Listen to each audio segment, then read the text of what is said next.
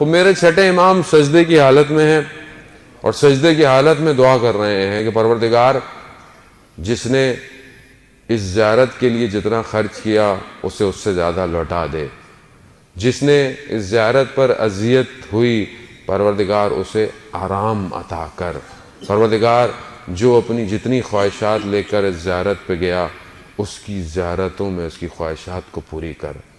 راوی کہتا ہے کہ امام نے سر سجدے سے ہٹایا تو میں نے کہا مولا یہ کس کی زیارت کا ذکر کر رہے ہیں؟ کہا حسین ابن علی کی زیارت کا ذکر کر رہا ہوں۔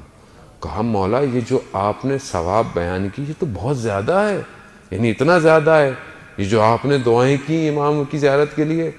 کہا دنیا والے سے زیادہ آسمان والے امام حسین کی زیارت کے لیے دعا کرتے ہیں، یعنی ملائکہ زیادہ دعا کرتے ہیں زائر امام حسین علیہ السلام۔ شب جمعہ ہے، شب زیارت امام حسین عزیزان محترم، یعنی ہر جمعہ کی شب جو ہے وہ امام حسین کی زیارت ہے۔ یہ کمال نہیں ہے؟ یعنی ایک ایسی ہستی پروردگار نے خلق کی کہ ہمارے لیے ہر شب جمعہ اس کی زیارت کرنا ضروری ہو جاتا ہے۔ اب آپ بولیں گے میں کیسے زیارت کروں، میں تو کربلا میں نہیں ہوں، میں تو یہاں ہوں۔ آئیے امام کی خدمت میں جب شخص پہنچا، امام نے پوچھا اس سے کہ تم ہمارے جد کی زیارت پہ جاتے ہو؟ کہا مولا سال میں ایک دفعہ۔ کہا مہینوں میں نہیں جاتے؟ کہا ہفتے میں نہیں جاتے؟ کہا روز؟ کہا مولا کیسے ممکن ہے میں روز زیارت کر سکتا ہوں، فاصلہ ہے۔ کہا کھلے آسمان کے نیچے جایا کرو، 3 دفعہ کہو صلی اللہ علیہ یا ابا عبداللہ، صلی اللہ علیہ یا ابا عبداللہ، صلی اللہ علیہ یا ابا عبداللہ۔ کہا بالکل ایسی ہی جیسے تم نے امام حسین کی زیارت کی۔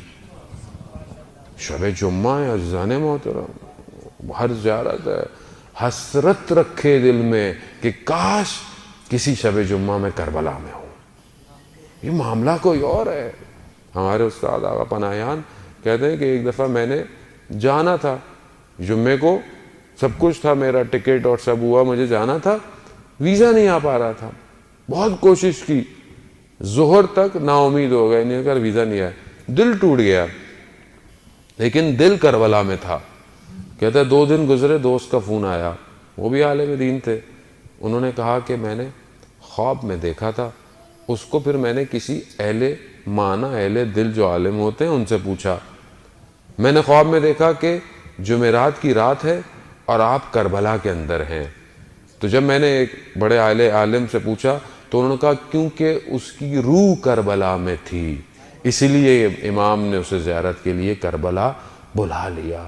عزیزان محترم حسرت کرنا ضروری ہے کہ کاش ہم 3 شعبان کا جشن کربلا میں کر رہے ہوتے، خوب ضروری ہے یہ اندر سے مانگنا۔ میں کیسے جا سکتا ہوں مولا آغا صاحب، میرے تو یہ ہے وہ، خوب جس کے پاس کروڑوں روپے بھی ہوں جب تک امام نہ بلائیں کوئی بھی نہیں جا سکتا، بلاتے وہی ہیں۔ اب آپ بولیں گے وہاں صاحب بہت سارے لوگ تو عجیب عجیب سے جاتے ہیں اور عجیب سے واپس آتے ہیں، خوب یہ عجیب سے جانا کرم ان کا ہے، بلانا، عجیب سا واپس آنا یہ میری اپنی تقدیر ہے، یہ میرا اپنا مقدر ہے کہ میں وہاں سے آگے بھی صحیح نہیں ہوا، ان کا کرم، انہوں نے تو سب کو بلایا، انہوں نے تو رات کو کیا کہا، نہیں چاہتا چلے جاؤ، بیعت اٹھاتا ہوں، جنت تمہاری، یعنی بھیج رہے ہیں رات کو، اور صبح دشمن کے سامنے کیا کہہ رہے ہیں، حل من ناصر ینصرونی، ہے کوئی میری مدد کرنے والا۔ اللہ اکبر، کتنی مختلف تقریریں ہیں دونوں، رات کو بھیج رہے ہیں اور صبح سب چلے گئے، کہہ رہے ہیں کوئی میری مدد کرنے والا۔ یہ ہے امام، یعنی آخری وقت تک دشمن کو بھی ہدایت دے رہا ہے کہ شاید کوئی آ جائے، شاید کوئی ایک آ جائے، اور یہاں جو آئے ہوئے کہہ رہے ہیں چلے جاؤ، میں نے سب تمہیں دیا، چلے جاؤ۔ رات کو امام نے پوری کوشش کی کہ کوئی بھی خراب بندہ نہ رہے، صرف صالح رہے میرے ساتھ، اور صبح مقابلے میں صرف اشقیاء رہے میرے، صالح سارے پہلے ہی چلے گئے۔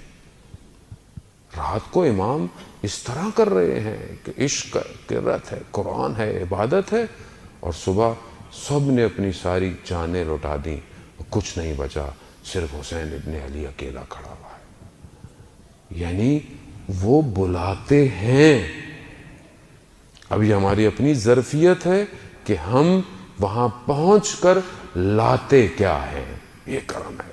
در و دیوار چوم کے آ رہے ہیں یا پھر کچھ لے کر آ رہے ہیں۔ عزیزان محترم، تو جب چھٹے امام سے کہا کہ مولا یہ تو آپ نے بہت کہا دنیا والے کیا دعائیں کریں گے، ظاہر کے لیے تو آسمان والے دعائیں کر رہے ہیں، یہ فضائل ہے میرے امام حسین کا۔ بات آگے بڑھی، بات یہ ہے کہ انہوں نے کہا میرے مولا نے، کیا تم چاہتے ہو کہ ملائکہ تم سے مصافحہ کریں، ملائکہ تم سے ہاتھ ملائیں، ملائکہ تمہارے وجود کو لمس کریں؟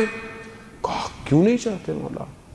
تو وہاں میرا 8واں امام، امام رضا علیہ السلام، اللہم صلی علی محمد وہاں امام نے کہا کہ من زارا قبر ابی عبداللہ، کہ جس نے ابا عبداللہ کی قبر کی شط الفرات پہ زیارت کی، کمن زارا، بالکل ایسے ہی ہے جیسے اس نے فوق عرش پہ اللہ کی زیارت کی۔ عرفا اس بات کو سمجھانے میں قاصر ہے کہ یعنی کیا، یعنی کربلا میں امام حسین کی زیارت یعنی عرش پہ خدا کی زیارت، یعنی کیا ہے یہ؟ یعنی خدا کی زیارت کو کر سکتا ہے؟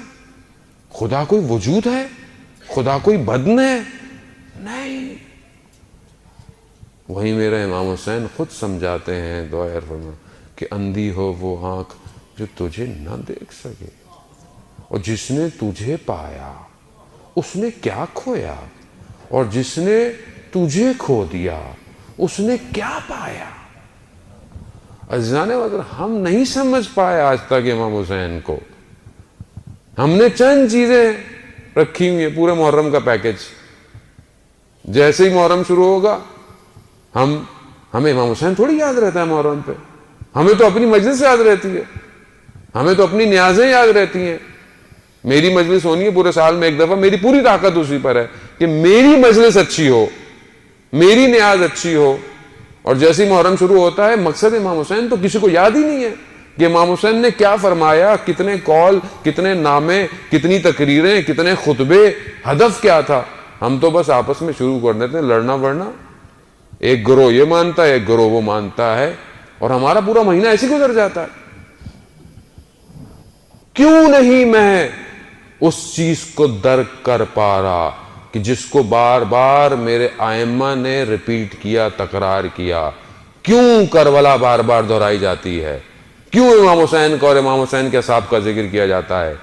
تاکہ تم وقت کے امام کے صحابی بن سکو، تاکہ تم وقت کی کربلا کو پہچان سکو۔ لیکن میں نہیں، میں اپنی خواہشات لے کر اٹھنا چاہتا ہوں، میں اپنی مرضی کی بات سننا چاہتا ہوں، میں اپنی چیز لے کے جو میرے ذہن میں ہے، بس مولانا نے اگر وہی پڑھ دیا تو بہت اچھے مولانا تھے، اور اگر جہاں مولانا نے کوئی نصیحت اور کوئی تبلیغی بات کہہ دی، ارے بھائی ان کو تو فضائل پڑھنا نہیں آتے ہیں۔ مگر آپ مجھے یہ بتائیں کہ ائمہ نے اپنی زندگی میں امر بالمعروف کے، انسان کو ارتقاء پہ اور کمال پہ پہنچانے کے علاوہ بھی کوئی کام کیا؟ نہیں کیا۔ لیکن کیونکہ میں اپنا پیکج چاہتا ہوں، بس میرا پیکج مجھے ملے، میں ناراض نہیں ہونا چاہتا اصل میں، مجھے ڈسٹرب نہیں کریں مولانا صاحب، پہلے اتنی پریشانیاں ہیں زندگی میں، ٹریفک میں 2 گھنٹے لگ جاتے ہیں، گھر یہ ہے، بینک کا لون ہے، فلانا ٹینشن ہے، بچوں کی اسکول کی فیسیں ہیں، دن بہ دن مہنگائی ہو رہی ہے، ابھی آپ بھی آگے ٹینشن دے رہے ہیں، تو تھوڑا سا ہمیں ریلیکس رہنے دیں، دیکھا جائے گا جو بھی ہوگا۔ عزیزان محترم، دیکھا ویکھا نہیں جائے گا، جتنا دیکھنا تھا دیکھ لیا، اب تو دکھایا جائے گا کہ تم کیا تھے اور حقیقت کیا ہے۔ عزیزان محترم، آخری زمانہ جتنی تیزی سے قریب آ رہا ہے، بہتر ہے کہ میں خود بدل جاؤں، نہیں تو بدلوایا جاؤں گا، اس وقت پھر بہت مشکل ہو جائے گی۔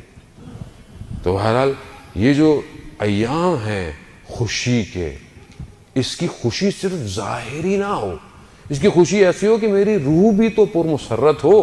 کیوں؟ کیونکہ اس دور کے اندر کہ جہاں پر وہ حسین کا آخری وارث آنے والا ہے، اس دور میں پرمسرت روحیں ہی امام کا ساتھ دیں گی. بدن آپ جتنے اچھے کر لیں، خوشبوئیں لگا لیں، کپڑے پہن لیں، وہ اچھی بات ہے، طہارت ہے، لیکن جب تک روح طاہر نہیں ہوگی وہ اس کا ساتھ نہیں دے پائے گی. تو بہرحال یہ ہے کہ امام نے بولا کہ جس نے امام حسین کی زیارت کی گویا اس نے عرش پہ پروردگار کی زیارت کی.